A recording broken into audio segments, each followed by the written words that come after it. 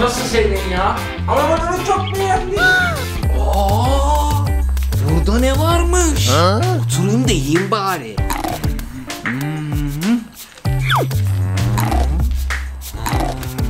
Bitti. Çok fazla şeker yedim, dişlerim çürüdü. Hemen gidip dişlerimi fırçalamam gerekiyor. Hadi gidelim. Şimdi fırçalamam gerekiyor. Bakayım diş fırçam nerede? Yusra'nın da annenin. Benimki yok. Ben bununla fırçalayayım dişimi. Benimki de yok ama bu çok güzel bir diş fırçasına benziyor. Bunu kullanacağım şimdi. Bu benim bütün çürüklerimi iyileştirecek. Babam ne yapıyor acaba? Bakayım. Hayır. Ne oldu? O benim diş fırçam. Nasıl senin ya? Ama ben onu çok beğendim. Yusra'ya dişlerim çürüdü. Dişlerim.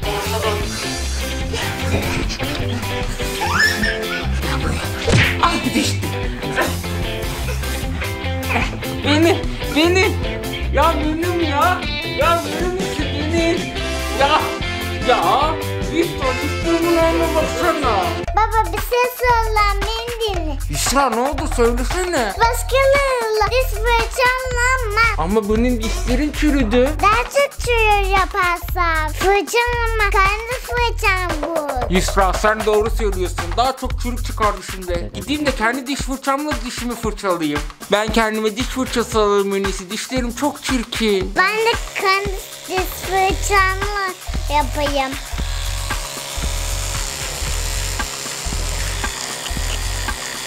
Diş fırçamalar çok eğlenceli. Ama kendi diş fırçamızla başkasının diş fırçalarını kullanmayın. Diş fırçamı buldum. Şimdi dişlerimi temizleyeceğim ve çürükler geçecek.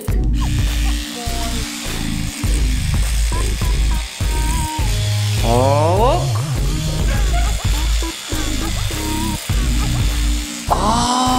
Çürüğüm geçti.